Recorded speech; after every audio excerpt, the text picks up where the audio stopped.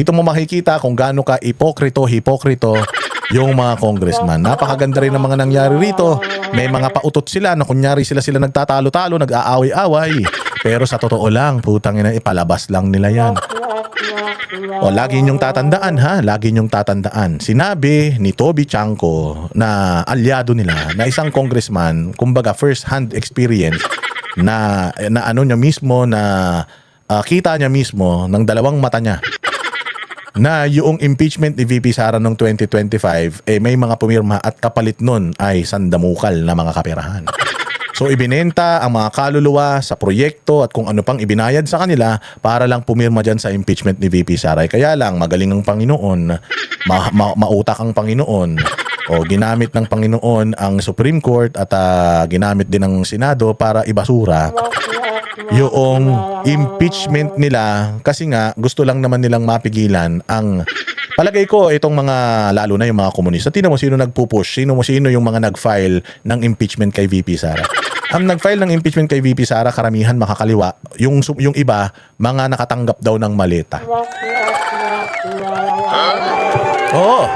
Nakatanggap daw ng maleta. Yun ang sinasabi ha. Hindi, tsaka sinabi rin naman ni Erice na binenta talaga nila yung mga pirma nila. Sinabi rin naman ni Toby Chanko Hindi nila hindi nila madidinay yun. Kasi tinan mo, kinukumpronta nila si Erice tungkol doon. Kinukumpronta nila si Toby Chanko tungkol doon. Hindi nila kinukumpronta. Bakit? Kasi totoo. Kasi totoo talaga. At ayan na nga, sino ang may pakana ng impeachment kay VP Sara?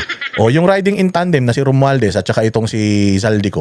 Sila mo may pakana niya, no? Kaya kita mo si Zaldico, yung mga pera na galing kay Zaldico ay dinideliver di umano doon sa mga taga-Congress, taga-Senate, mga sekretary ng pamahalaan, pati sa Malacanang.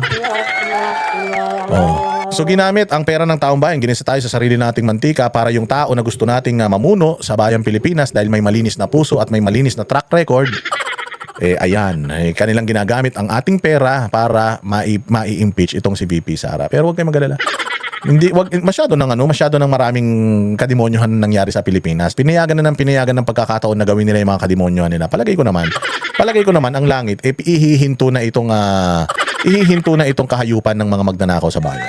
O pakinggan natin ito Pakinggan natin itong balita na ito patungkol doon sa impeachment ni VP Sara na sufficient, inform, and substance. So yung hearing kanina is regarding sufficient, inform, and substance. Kasi meron tayong one year bar rule, tapos yung Supreme Court naglabas sila ng desisyon na ganito dapat ang ginagawa, ganito dapat yung step by step, may proseso. So ngayon tiningnan nila kanina doon sa hearing diyan sa Committee on Justice kung saan according to Bong Suntay 25 sa members ng Committee on Justice, which is majority ng members ng Committee on Justice, ay nakatanggap di umano ng mali-malitang pera. Ay, hindi. Nakatanggap ng malitang pera or ng pera, naka-paper bag and all. Oo, tapos di umano na nabayaran din yung mga pirma nila. Dito kailangan mo talaga malaman kung may mga delikadesa ba talaga itong mga congressman na ito. Kasi katulad yung isang impeachment complaint. Sino ang nag-file ng kaso na yun or nag-endorse? Ang nag-endorse ng kaso na yun, si Benny Abante na membro nitong committee na to. Pwede ba yun? Pwede ba yun membro ka ng isang committee na magdidesisyon whether sufficient, inform, and substance etong kaso na ito, tas ikaw mismo ang nag-i-endorso ng impeachment? Di ba? Pangit naman yata nun. Sabi ko nga, di ba, parang nagbabasketball ka, tapos yung kalaban mo, 5 plus 3, 8 ang kalaban mo. Sino yun? Yung 5 kalaban mo, tsaka yung 3 referee. Ang masaklap nun, pati yung nag-i-score, nagpipindot ng score, puta kalaban mo din, kada shoot ninyo, dumadagdag sa score ng kalaban. Pwede ba naman yun? Pwede ba naman nalutuin nyo? Hindi ba? So, dapat nga pagka mga ganyan, nag-i-inhibit na kayo lalong-lalo na kung isa ka sa mga pumirma ng impeachment ni VP Sara noong 2025, tapos nandiyan ka sa Committee on Justice, dapat nag-a-abstain ka. Ako, bilang pumirma ako nung nakaraan sa impeachment, ayaw kong mabahiran itong Committee on Justice na chismis na bias tayo rito. So I will inhibit. Hindi ako boboto ngayon. Aalis ako dito sa pagdinig, bahala kayong duminig nito. Because ayaw ko na isipin ng taong bayan na itong ginagawa natin ay dahil nabayaran tayo. O itong ginagawa natin ay pinupolitika lang natin si Inday Sara. So ako bilang pumirma ako last year ay hindi ako magboboto ngayon o hindi ako aatin ngayon. O more so yung ikaw mag-i-endorso, mantakin mo si Benny Abante ang nag-endorso noong isang impeachment complaint, parte siya ng committee na ito. Di ba naman yun? Di ba galit na galit nga tayo kay Lacson kasi merong 18 na Marines na nagbigay ng kanilang mga sinumpaang salaysay tapos itong Senado parang ayaw imbestigahan. Pwede ba naman yun? O katulad yan kay Boying Rimulya, o sinasabi na nakatanggap din siya tapos nagsampa ng kaso sa ombudsman tapos hindi pa man naiimbestigahan, nagsasalita na siya, sinisiraan niya na kagad yung mga militar. Yung ex-military na 18 na nagsumumpa sa kanilang mga salaysay. O hindi ba lugi naman tayo pagka ganyan? Bakit may kongreso pa kung ganyan? Di ba? Okay lang man sa akin, halimbawa, yung impeachment ni Inday Sara na yan, ang nag-endorso, hindi membro noong okay lang, kung makabayan, basta yung makabayan, hindi sila member ng ng Committee on Justice. Dapat lagyan ng rules na gano'n na kung ikaw ay membro ng Committee on Justice na magdidinig nitong kaso na ito, whether it's sufficient in form and substance, dapat hindi ka nag-i-endorso ng mga kaso na didinggin dyan because bias na yan. Meron ng kinikilingan yan. Ikaw yung isa sa mga boboto, tas ikaw mismo yung nag-endorso. Kumbaga, parang yung nangyari lang din yan kay Senator Bong Revilla, hindi ba? Yung kalaban niya sa kaso na si Bernardo, Yusek Bernardo, yung abogado ni Yusek Bernardo, siya rin ang judge na magsisintensya kay Bong Revilla. Lugi naman yun. Kaya nagre-request sila na mag-inhibit ka. Hindi ka pwede na ikaw ang magdidesisyon. Kapatid mo yung yung abogado ng kalaban. Paano naman yun? Sobra naman yun. Hindi ba? So ganun din dito. Walang kredibilidad talaga itong Committee on Justice na ito because the people that are going to vote going to vote if VP Sara is yung kanyang impeachment sa kanya is sufficient in form and substance, sila mismo yung mga nag-i-endorso ng kaso. So pakinggan natin to itong balitang ito, mga bossing. Pasok. Inform ang hatol ng House Justice Committee sa dalawang impeachment complaint laban kay VP Sara. Pero ang dalawa pang reklamo hindi na tatalakayin ng Kamara. Alamin kung bakit sa agenda report ni Mavic Trinidad ng Abante. Sa apat na inihaing impeachment complaint laban kay Vice President Sara Duterte sa Kamara, dalawa na lang ang natira matapos may mag-withdraw at mabasura ng House Committee on Justice ang dalawa sa mga ito. Sa pagsisimula ng pagdinig ng komite, formal nang idiniklara na sufficient in form ang pangatlo at pang-apat na reklamo. There are only 2 impeachment complaints now, the third and the fourth. And during our proceeding today, Klaro ha. Merong 1, 2, 3, 4, may 4 na impeachment complaint. Yung unang dalawa, yung una was endorsed by the Makabayan Bloc ni Latino. The second one was endorsed by yung parang sinto-sinto na pamangkin ni Pinoy. Parang kalahi niya na na langko-langko. So na din 'yon, na i-atras din 'yon or nabasura 'yon. Pero yung dalawa, yung isa yata inendorso ng pare at saka yung isa yung inendorso ni Benny Abante. Yung impeachment ng pare at saka ni Benny Abante, yun yung nag-push through at sufficient siya in form and substance. So ibig sabihin legal daw yung kanilang pag-a-apply o legal yung proseso na pinagdaanan ng ng mga kaso na yan. So magpo-push through yan. So yung articles of impeachment nung dalawang impeachment complaint na yon, ayun ang gagamitin kung sakaling ito ay ma-approve sufficient in substance. Kasi sufficient in form, then yung substance, yung nilalaman, kung ito ay tawag dito, yung didesisyonan ng Committee on Justice na sufficient in substance, pupunta na yan dyan sa plenaryo. Pag didesisyonan na yan dyan sa plenaryo, whether, kukuha na sila ng mga ebidensya or mahihiring na nila, i-impeach na nila si Inday Sara dyan sa Congress na naman the second time around.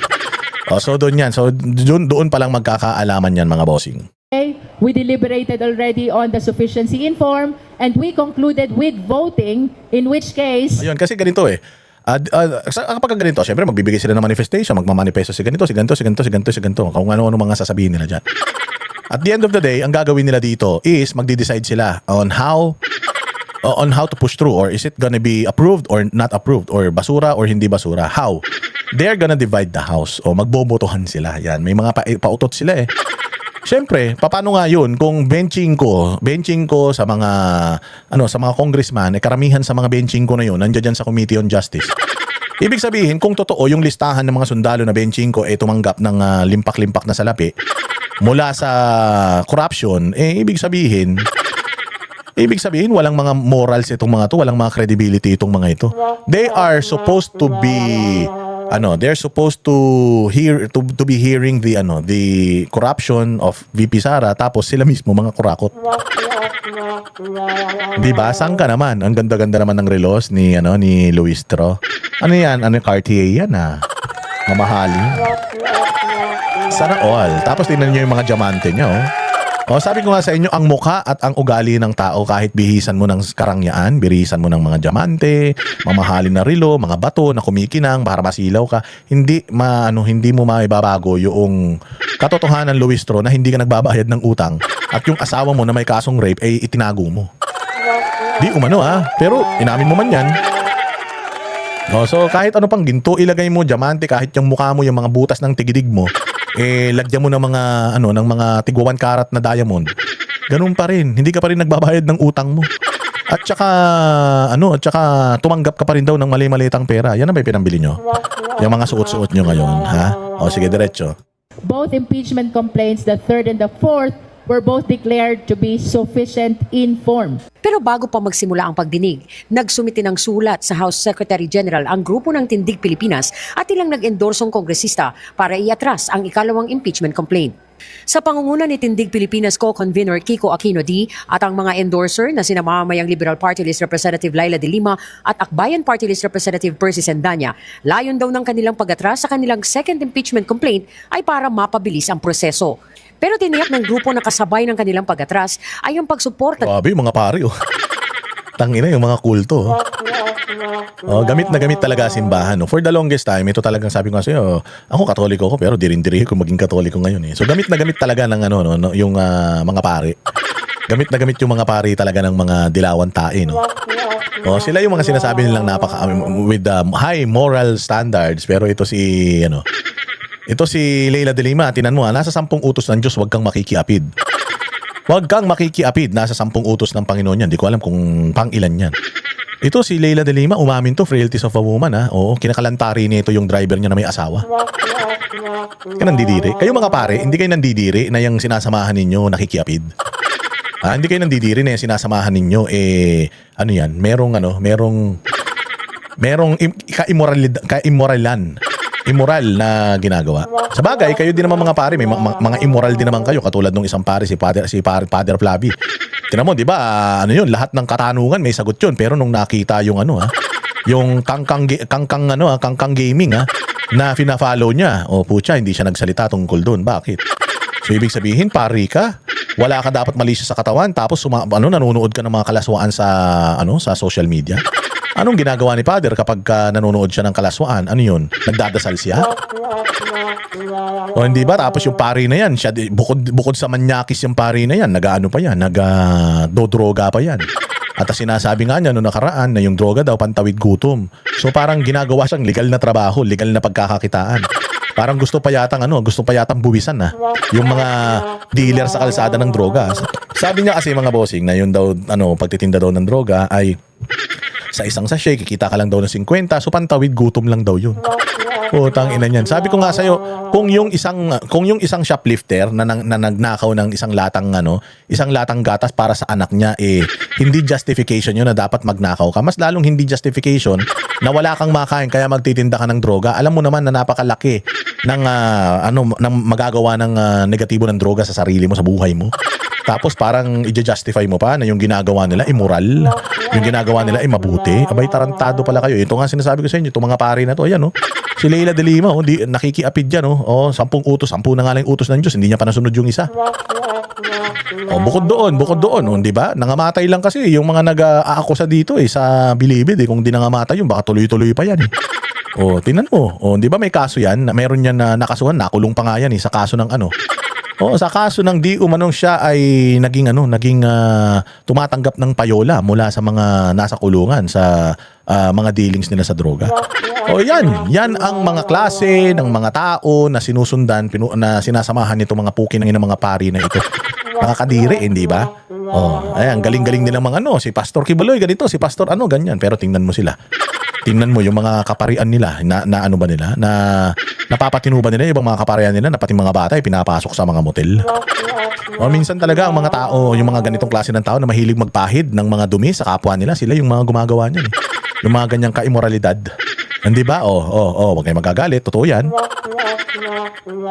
Sige, diretso. Nila sa pangatlong impeachment complaint na inihain ng paring si Joel Saballa at inendorso rin ni De Lima. Bago rin formal na talakayin ng sufficiency in form, pinagdebatihan muna ng komite ang issue sa ruling ng Korte Suprema sa one-year bar rule. Tingnan mo, mayroong pare na nag-file ng impeachment kay VP Sara pero wala ni isang pare nag-file ng impeachment kay Bongbong. Yeah? Oh, bakit? Samantalang si Bongbong, ang laki-laki nung pinag-uusapan natin dito, ang dami pang namatay. Ang daming namatay mga bossing. Oh, let's say for example, let's say for the sake of argument, ninakaw nga ni Inday Sara yung 125 million na yan. Ano may namatay? Pero itong ninakaw niyang di umano ni Bongbong, ni Romualdez, nung anak niya, maraming namatay. Bakit? Yung supposedly pipigil sa tubig, yun din mismo yung yun mismo. Nangamatay yung mga tao dahil ninakaw nila yung supposedly pipigil sa tubig, sa baha. Ang dami namatay diyan sa Cebu at sa kung saan-saan pang mga probinsya. Ilan yung mga nangamatay nung mga nakaraang bagyo nung nakaraang taon. Ang dami, di ba? Yan mga yan. Yan ang bukod sa magnanakaw, mamamatay tao pa. Bakit hindi nyo hinahabol? Bakit si Inday Sara hinahabol ninyo? Kita nyo ba si Inday Sara nagsuot ng relos katulad nito ni Luistro? Mantakin mo, kliyente niya si Luistro may utang sa kanyang 8 milyon tapos ang mahal-mahal ng relo. Mahiya ka naman Luistro sa balat mo. Hindi ka nangakagandahan, hindi ka pa nagbabayad ng utang. Di ba? Nakita nyo sila Inday, meron silang rangya sa katawan. Wala, diretso. Nagpa siya ito sa pamamagitan ng pagboto na isantabi ang unang impeachment complaint na inihain ni Lisa Masa, Franz Castro at iba pa at inendorso ng Makabayan Black. So klaro po na sinabi nila na walang pwede makommence prior to February 6 of 2026, Madam Chair. So, well, it may be implied because nga sa resolution is iba din yung computation nila sa session days. Pero obvious naman po in rules of statutory construction na what is implied is cannot overturn what is expressed. So, sabi na is what is expressed puts an end to what is implied. Or a person, object, or thing omitted must have been omitted intentionally. Kasi walang mention po ito sa resolution ng motion for reconsideration, Madam Chair. So with that, Madam Chair, I move that we set aside the first complaint because it was filed prior to the lapse of the one-year bar rule, Madam Chair. I so move. Pebrero 2 ng isang pangunang reklamo pero naniniwala ang mga mambabatas na dapat ay sa February 6 ito inihain. Una po sa lahat, very clear po yung Supreme Court decision eh. Yes. So, kunyari, patas sila. Yes. Kunyari, patas sa mga hudas. Tingnan mo to, tangin ng pangit na puro patigyawat. Mukha na nga pigsa ito, tinitigyawat pa. Tinitigyawat pala mga unggoy. Akala ko pa naman kumakain ka ng saging, hindi ka magkakatigyawat. Nagkakatigyawat ka rin pala. Anyways, pinalalabas nila dito na sumusunod sila sa Supreme Court na yung i-final nila Tinyo na impeachment ay hindi nila inonor dahil lumabag daw yon sa one-year bar rule. So ngayon pinapalabas nila, pinakikita nila na kunyari, patas sila. Tapos magagalit ang makabayan na hindi tama yan, hindi patas yan, bla bla bla. Yan, paandar nila yan. Putsang ina, choreographed yung yung mga ganyang argumento nila. Kunyari, nagtatalo-talo sila pero in the end of all of this, impeach din yung Sinday. Magpupustro din yan, pusta tayo. Hindi masaya ang ilang miyembro ng Makabayan Black sa naging hakbang ng Justice Committee sa kanilang reklamo. Hindi daw masaya. Gago pala kayo, hindi kayo marunong sumunod sa batas. Sinabi na nga ng batas, alam nyo naman yun one-year bar rule. Tangina, tingnan mo hindi ba naman gago tong mga to? Kung di gago tong mga to, kung di palabas lang lahat to. Marami namang mga nag-file prior or pagkalagpas ng January. Alam naman na February yung lapse niyan. Ba't hindi pa nila naantay? Ba't kailangan magpasa na sila ng impeachment bago yung February deadline? Alam naman nila yun. Meron silang workaround. Sabi nila kasi ganito, technically, bla bla bla bla bla bla. Ilang araw na lang Ilang araw na lang yung aantayin mo. Wala na nga 2 linggo yung aantayin mo Ifa-file mo yung kaso na yan, yung impeachment na yan sa araw na pwede kang mag-file. Hindi mo nagawa. Bakit? Kasi style na nila to. Style na nila to na kunyari yung Committee on Justice, tinitingnan nila yung merits, tinitingnan nila yung yung sistema, yung proseso, sumusunod sila. So, natin to. Isasantabi natin to. Tapos kunyari, magagalit ang makabayan. Kunyari, ikokondinahin nila yung Committee on Justice pero tuwan-tuwa naman yung mga yan. Bakit? Kasi pumasa in form and substance. In form. Sufficiency in form yung impeachment nung dalawang grupo. Sila din naman yun maglolokohan pa tayo. Ang problema nga rito, natatakot sa sariling anino ang Committee on Justice, natatakot sa kung anong gagawin ng Korte Suprema. Pagka ganyan po, ay hindi matutuloy ang anumang impeachment. Magiging inutil na ang impeachment bilang pamamaraan, tanging pamamaraan. Tignan mo, anong sinasabi niya na magiging inutil ang impeachment? Sir, na-deny ba yung sufficiency in form? Hindi ba sufficient pa rin inform yung yung impeachment? So meron pang didinggin whether sufficient in substance. O hindi ba? Anong iniiyak mo? Style nyo bulok. Kunyari pa kanyo nagagalit-galit kayo sa Committee on Justice. Kunyari kinokondena ninyo yung Committee on Justice sa desisyon nila. Nag-push through naman. Hindi ba yun naman ang gusto nyo mag-push through ito? Walang hiya kayo kung napaka-importante naman pala ng impeachment ninyo at yun yung pinakamalakas. Bakit hindi kayo sumunod sa proseso? Kayo na hindi sumunod sa proseso, kayo pa yung galit. Pero ito, mga palabas lang ito. Kunyari, galit-galitan. Kunyari, naaway na ng Committee on Justice. Pero usap-usap na yan. Anong sabi ni Kimbo noong 2024? Let us stick to the plan. Ganon din yan. May plano din yung mga yan. Kaya may mga ganito silang pautot para kunyari, hindi sila nagkakaintindihan. Kunyari, patas sila, wala silang bias. Pero nek-nek nyo. Maliwanag pa sa sikat ng araw yung kaartehan nyo. Ng pagpapanagot sa mga pinakamataas na opisyal. Kasabay ng paghiniig ang 1 kilos protesta ng bagong alyansang Makabayan o Bayan sa labas ng South Gate ng Kamara. Hinamon ng grupo ang mga mambabatas na suportahan ang bagong impeachment laban sa pangalawang Pangulo para agad itong maipadala sa Senado. Ang daming alam. Pag kay Sara Duterte, gigil na gigil. Pero kay Bongbong na bilyon-bilyon, trilyon-trilyon yung ninakaw. Ninakaw pa nung tatay. Ninakaw pa nila ngayon. Di umano. Walang ganyang rally. Bayad yarn. Panoorin natin.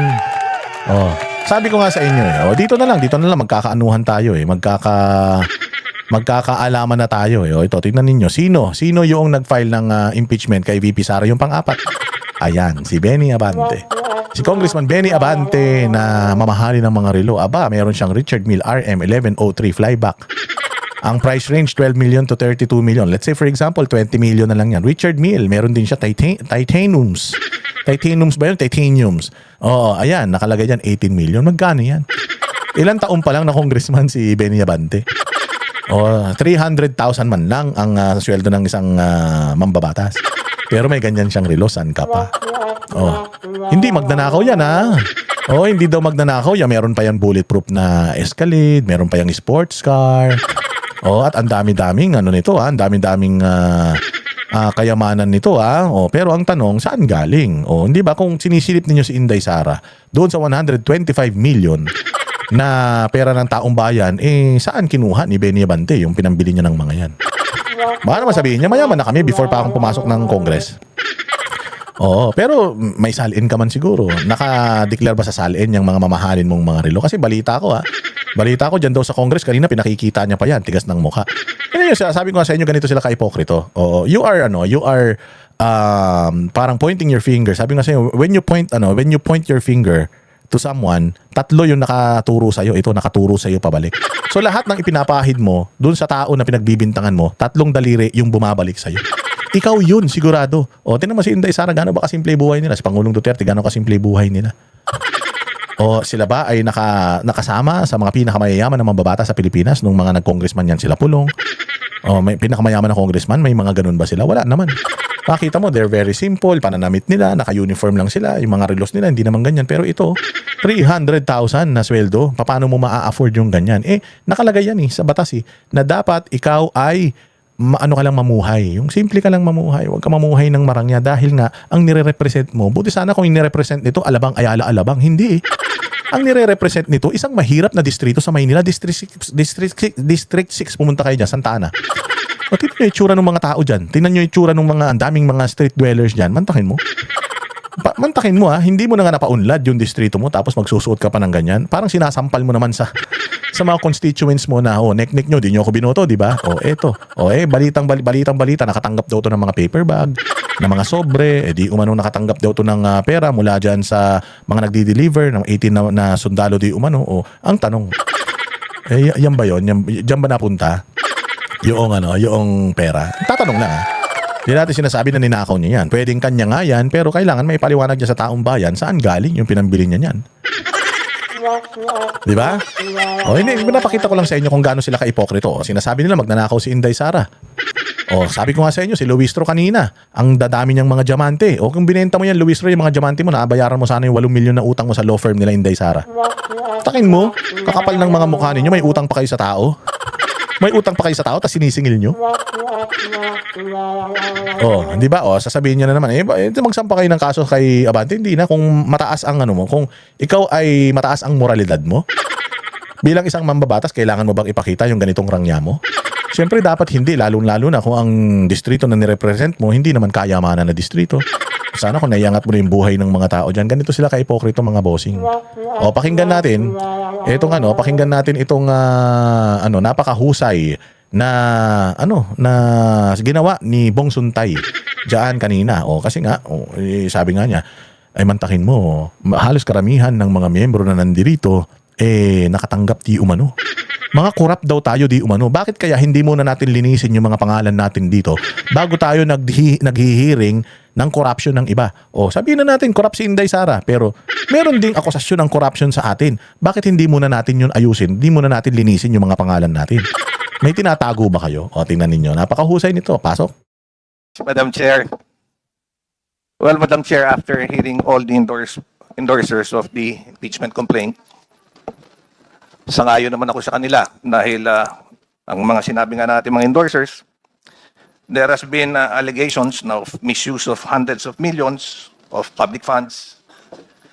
Merong mga sworn affidavits, merong mga allegations na binitawan, merong usapin regarding betrayal of public trust, graft and corruption. Kagaya nga ng sinabi ni Congresswoman Renico, hindi dapat tayo matakot ungkatin ang katotohanan. At kagaya ng sinabi ng aking... Diba? Ang ganda eh. Kasi sabi ni Rene ko ganun eh. Kung hindi natatakot si Inday Sara, bakit hindi niya hinaharap? Tanga. Anong hindi hinaharap? Humarap nga siya dyan sa inyo. Si Chua nga, nagmukhang aso. Nung humarap si Inday Sara dyan. Yun na yung pagkakataon ninyo para questionin siya tungkol sa sa mga misuse niya ng pondo. Di umano, hindi nyo naman siya tinanong. O tapos ngayon, may impeachment. O ano magagawa natin? Hindi kayo sumunod sa utos. Hindi kayo sumunod sa proseso. So nabasura yung impeachment. Oh, sabi nga ni Inday Sara, 2023 pa, ready na ako. 2024 pa lang, ready na kami. Oh, we are expecting a bloodbath. O, di ba? Paano niyo sasabihin na si Inday Sara ayaw sumagot? Willing nga siyang sumagot. Inaantay na nga lang niya. Na yung impeachment na yan, umakyat doon sa Senado at mag-hearing talaga sa Senado. Ang sarap kaya. Ako sa totoo lang, gusto kong umakyat to sa Senado eh. Gusto kong umakyat to sa Senado para makita natin yung mga pagmumukha, lalong-lalo na ng mga re-electionist. Makikita natin yung mga pagmumukha ng re-electionist. Titingnan natin kung sila ba talaga ay matatapang ang mga mukha nila na i-impeach si VP Sara. Kasi sigurado mag-i-election sa 2028. Si VP Sara ang numero 1, pinakamalakas. Tingnan mo sasabihin ng mga congressman dito na sila ang boses ng taong bayan, pero pag tiningnan mo, si Risa Ontiveros, putang ina, hindi pa yata umabot ng 1% yung huling survey nung nagpa-survey ng mga gusto ng tao na kumandidato sa 2028. Si Inday Sara is the highest. So paanong gusto ng tao o na hindi naniniwala ang tao na ito si Inday Sara na malinis, samantalang yung mga kandidato ng mga posible na tumakbo sa 2028 kasama niya si Risa Ontiveros, putang ina, ba't nangangamote? Akala ko ba kayo ang boses ng taong bayan? Akala ko ba yung makabayan lagi nilang ginagamit ang mga Pilipino, ang mga kababayan natin, majority? Tangina, hindi nyo nga mapataas yung rating ni Risa Ontiveros sa survey tapos sasabihin nyo ganyan. Kung hindi kayo natatakot mga congressman, katulad ng sinasabi ni Rene ko, harapin ni Inday Sara kung di siya natatakot. Ito harapin nyo to. Harapin ng makabayan ito, harapin ito ng mga congressman, itong akusasyon na ito. Imbestigahan nila para malaman kung nagsasabi ng totoo yung mga sundalo o hindi. Pare-parehas lang naman kayong hearsay eh. O naghihirsay kayo, naghihirsay yung mga sundalo, tapos yung mga sundalo walang reputasyon, kayo meron? I-deny nyo to, i-hearing nyo to, gisahin nyo yung mga sundalo. Kung nagsisinungaling yung mga sundalo na yan, gusto nyo i-elektrikan nyo pa walang problema basta mapatunayan nyo nagsisinungaling mga yan, mapatunayan nyo malilinis ang mga buthi nyo Si Irisi na mismo nandiyan dyan sinasabi nagano daw kayo, binenta nyo yung mga pirma ninyo sa halagang ewan, di ba? Yan pa lang, hindi nyo nga ma-deny. Kaibigan, si Pastor Benny Abante, public office is a public trust. We should proceed with fairness and without fear. Bottom line, we have to be impartial. That's why I would like to raise this. In the light of serious allegations contained in a joint affidavit issued last February 23, that has been reportedly transmitted to the Office of the Ombudsman, there have been allegations that some members of Congress nakatanggap ng envelope, nakatanggap ng maleta. Dyan na sila dyan na sila parang kikilitiin sa mga tumbong Ito'y naibigay, kung hindi sa opisina, sa townhouse. No, let me finish. There's You a will have point your of turn order, because this is Honorable hearing. Tay. This is not an allusion. Order. to prejudge the veracity of the allegations. Honorable Suntay, there is a point of order. This is also a And point that of is order, the highest Mayor. hierarchy among all the What is motions. the relevancy of this speech? No. to sufficiency in form? O, takin na, oh. Pulang-pula si Koke, oh. Gigil na gigil, oh. Pulang-pula. Ano daw relevance noong tumanggap sila ng pera dito? Ang relevance po, you're trying to hear a case of corruption. Tapos kayo mismo mga kurakot.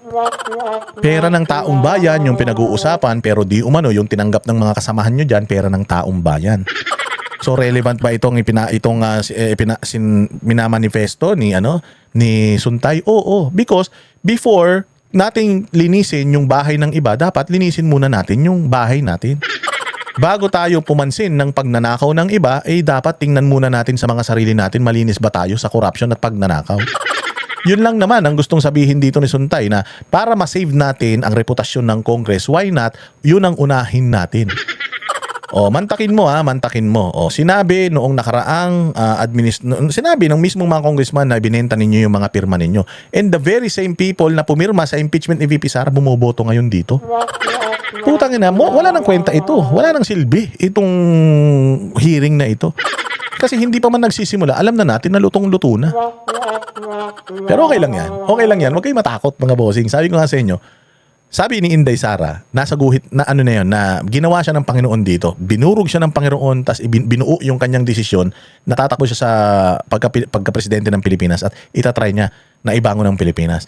So, nasa yan? Nasa guhit ng palad ni Inday Sara yan. So, whatever it is that these stupid people are doing, wala na yan. Wala nang bearing yan. I am telling you, it is done. Tapos na ang laban. May presidente na tayo sa 2028. Ngayon pa lang, dinideklara na namin. So itong mga MP impeachment nyo, wala na to. Wala na to pagdating nito sa Senado, lusaw to. Antayin nyo lang. Madam Chair, this is very relevant because we are Please, Honorable Suntay, please wait until he finishes with his point of order. The Honorable Terry Ridon is recognized. Kindly use a microphone which is okay. Madam Chair, the speech of our distinguished colleague. Ayun na, pulang-pulo. Walang liig. Pagkatapos ng tenga, bewang na kagad eh. Ang inang mukha yun, mukhang satanas talaga, no? Mukhang asong walang gustong magmay-ari eh. Ganyan yung aso ng kapitbahay nyo na sa tuwing makikita mo, sumasakit ang tiyan mo. Mukhang kutol lupa, no? Putang ina, parang pinaglihi talaga to sa sama ng loob eh. Sa bagay, kung ganyan ang mukha mo, araw-araw, makikita mo sa salamin, ganyan, mukha kang utong. Tang ina, talagang laging mainit ang ulo mo eh. O hindi ba? Gigil na gigil siya. Pulang-pula yung mukha niya. Bakit? Bakit, sir? Apektado ka? Nakatanggap ka ba ng sobre? Naiinggit ka ba dahil hindi ka nakatanggap dahil ngayon ka lang naging representative? Because ng mukha nito, huwag ka makikipagtalo kay Bong Suntay. Dahil si Bong Suntay, binoto yan ng constituents niya, binoto yan ng distrito niya sa Quezon City. Ilang sunod-sunod na ilang sunod-sunod na congress na yan. Ikaw, kabago-bago mo, putang ina, hindi ka nga kilala ng tao eh. Sabi nga nung panahon ni Pangulong Duterte, putang ina, kawatan ka eh. Sabi yun nun biyahe ka daw ng biyahe, nilagay kang parang sekretary ng isang opisina, putya, wala ka daw ginawa eh. Tangina, puro ka lang daw pasyal eh, puro katarantaduan ang ginawa mo eh. Tapos ngayon may karapatan kang may karapatan kang bumoto against corruption, di umano kurakot kayo. Hindi ba yung sinasabi nga yung party list ng ako Bicol ba yan sila? O Bicol Saro, yung Bicol Saro party list di umano yung mga proyekto sa Bicol napunta lang sa mga kaalyado ninyo, mga kakilala ninyo ng mga kontraktor, di umano tapos mag-iiyak ka na ganyan. Is absolutely relevant to the question of sufficiency of form and substance in the matter. And more importantly, my understanding of what he's stating today is that he's probably accusing members of Congress, members of the House Committee on Justice. Hindi siya nag-a-accuse. Tanga ka. Parang ina kasi, yan ang problema eh. Paggalit ka agad eh. Hindi siya nag-a-accuse. Sinabi nga niya na someone is accusing the Congress of this and that. And since merong agam-agam na ganun, why not, para maibalik ang tiwala ng taong bayan sa Congress, linisin muna natin yun. I-clear muna natin yung mga sarili natin mula sa mga bintang na yun, and then saka tayo mamanita ng pagnanakaw ng iba. Pag napatunayan mo na hindi ka magnanakaw, abay, dapat ka na ngayong magsita ng ibang mga magnanakaw.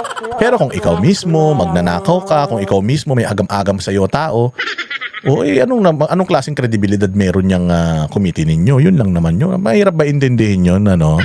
Ridon, takbo kang congressman. Subukan mo. Tingnan mo yung dating yung sa Bicol Saro. 'Di ba? Ako Bicol yata yun, tumakbong congressman, yung batang, yung young goons na isang congressman, kita mo hindi nanalo. Bakit? Tingnan nyo, kaya lang naman kayo nauupo dyan dahil mga nominee kayo. Pero kung yung mga mukha ninyo, sasabihin kayo mismo mangangampanya, hindi kayo mananalo. As receiving payments for the implementation of our mandate in the impeachment proceeding. So, which is which, Madam Chair? So I think his speech is out of order and this should be decided promptly by the committee. Okay, we heard the basis of the point of order of the Honorable Terry Ridon.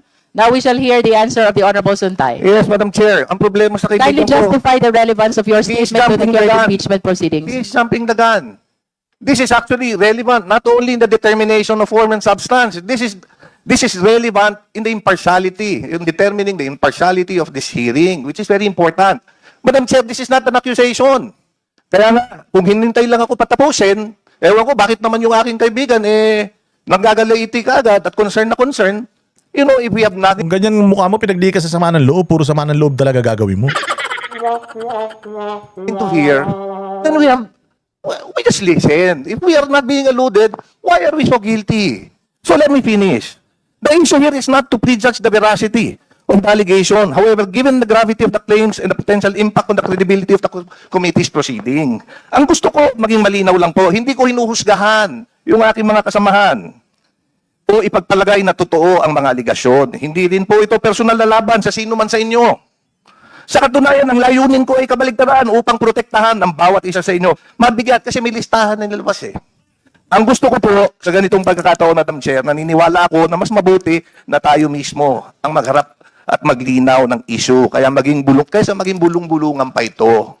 Bigyan natin ng pagkakataon bawat membro ng committee. Pagkakataon mismo na mag-assess. Tama yun tama yun. Kasi tinan mo sino yung mga miyembro nitong Committee on Justice? Nasa listahan sila ng mga Marines. So dapat ikaw bilang isang miyembro na meron ding akusasyon sa inang pagnanakaw, kung accountability ang hinihingi mo doon sa akusado dito, which is si Inday Sara, dapat maging accountable ka muna doon sa mga bintang sa'yo. Kailangan, on your personal capacity, igawin mo muna, i-clear mo muna yung pangalan mo bago ka bumoto at sabihin na itong si Inday Sara ay may ninakaw na pera ng taong bayan. Kayo itong meron ding mga akusasyon na ganyan. So hindi ba para talagang puting-puti ang tsura ng mga damit ninyo? Kailangan mapatunayan nyo muna ito. Kayo talaga ng kanilang sitwasyon or if they can be an impartial member of this committee. Yun lang. Kung sa tingin nila, they can be an impartial, then let's proceed. However, if they think that baka pagdudahan sila, pagdudahan yung lalabas dito na resulta, then let's allow them if they want to recuse. Tama naman Pero syempre, pipigilan niya ni Luistro. Pipigilan ni Luistro yan. Kaya lang, hindi mo